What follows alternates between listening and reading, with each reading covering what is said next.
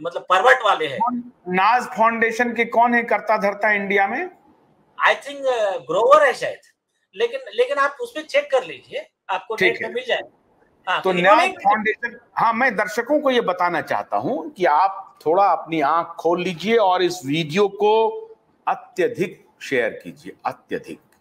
ये देश के हित में है, क्योंकि मैं अभी तो वो लॉ पॉइंट्स हम लोग डिस्कस कर रहे थे कि चंद्रचूड़ उसको ले सकते हैं नहीं ले सकते हैं, वहां तो वो पता चल गया कि वो उनका परव्यू नहीं है, उनके अधिकार क्षेत्र में नहीं है, वो अधिकार क्षेत्र का उल्लंघन कर रहे हैं। अब उसके आगे निकलते हैं। लार्जर जो कॉन्स्पिरेसी इस दुनिया में चल रही है, और उस कॉन्स्पिरेसी में भारत जैसे एक संगठित सांस्कृतिक देश को तबाह करने की जो योजना बन रही है सोरोस एंड माफिया के द्वारा, ये उसकी प्लानिंग है। और हार्वर्डियन प्रोडक्ट उस प्लानिंग को आगे बढ़ाने का स्वांग रच रहा है, हार्वर्डियन प्रोडक्ट। और इसीलिए वो ये जानते हुए कि ये मेरा विषय क्षेत्र नहीं है, ये मेरा अधिकार क्षेत्र नहीं है, कोशिश कर रहे हैं। क्या पता यहाँ के लोग मूर्ख हैं, इस तरफ इशारा ही नहीं, इस तरफ उनकी ध्यान ही नहीं जाएगी और हम ये पास कर देंगे। सही बात। लेकिन उनको मालूम नहीं है कि नीलेश ओझा जैसे बहुत सारे लॉयर यहाँ बैठे हुए हैं। अरे ये देश में एक से एक होशियार है। देखिए, मैं जो कह रहा हूं ना, अरे मुझसे कई ज्यादा इसमें रिसर्च करने वाले, कई ज्यादा प्रिपेयर्ड होकर उन्होंने इनके खिलाफ में, मतलब देखिए, मैं उस पे आता हूं। और एक सबसे पहले आपके चैनल के माध्यम से पूरा देश ये बात समझ ली, ये विषय ऐसा है, इसमें आप गौर करोगे, विश्व हिंदू परिषद,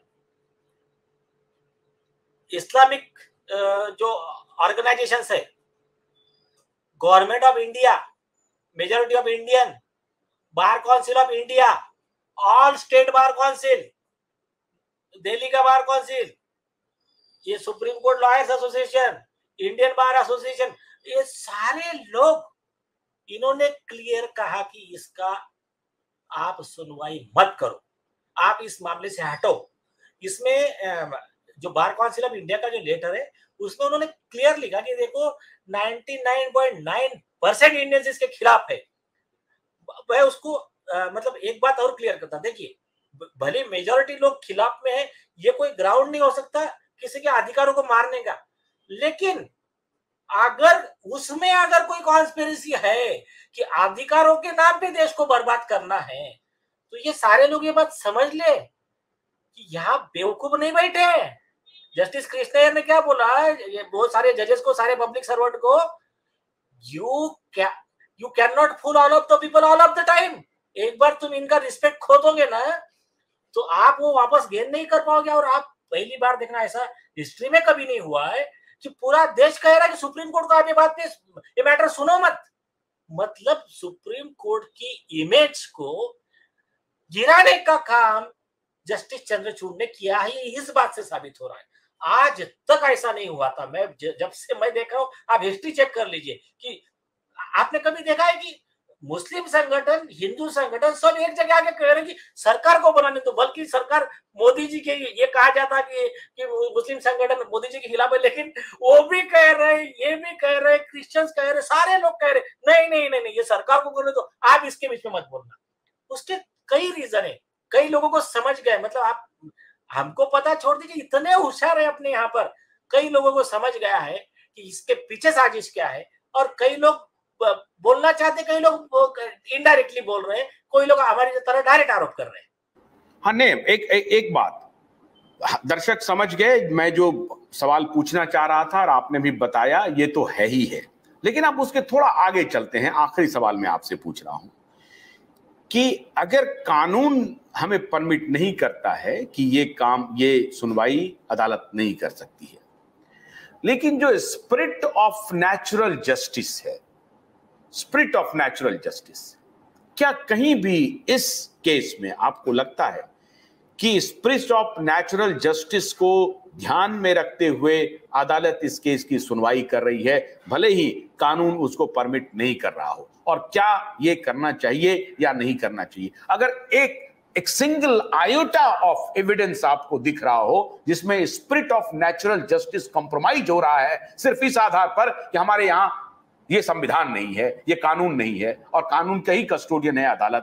तो अगर कानून नहीं है तो नहीं हो सकता है, लेकिन स्पिरिट ऑफ नेचुरल जस्टिस तो इसमें इसका खात्मा हो रहा है, ऐसा लग रहा है कहीं भी? नहीं सुनिए, ऐसा कुछ मुझे तो नहीं लग रहा है। लेकिन देखिए, अपना सिस्टम बहुत बहुत यानी बहुत ही क्लियर है। जज में be morally convinced but he has to legally convinced.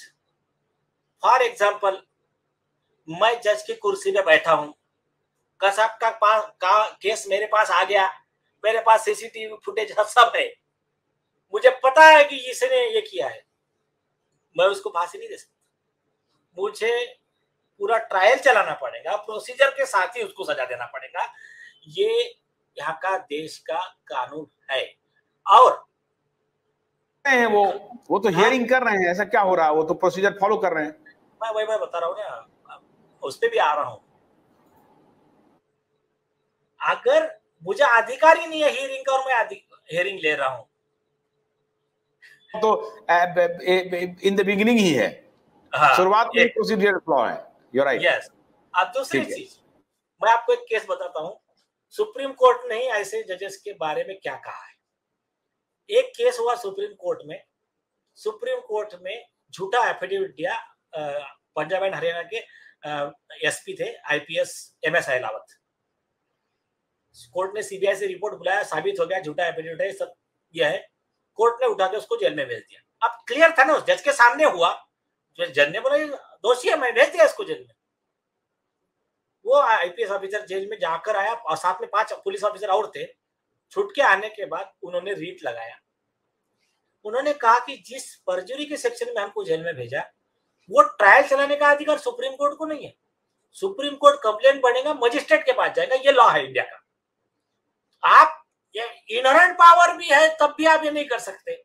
तो लार्जर भेजने वाला की सही बात है, इनकी गलती होगी दोनों की। वो कन्विक्शन क्लैश सेट असाइड किया और इनडायरेक्टली माफी मांगी गई सुप्रीम कोर्ट के, जाने दो, यस गलती हो गई, और वो सेट असाइड किया गया और कहा कि यस सही बात है, मैं मजिस्ट्रेट के पास मामला चलना चाहिए था। सुप्रीम कोर्ट के 2 जजों ने अपने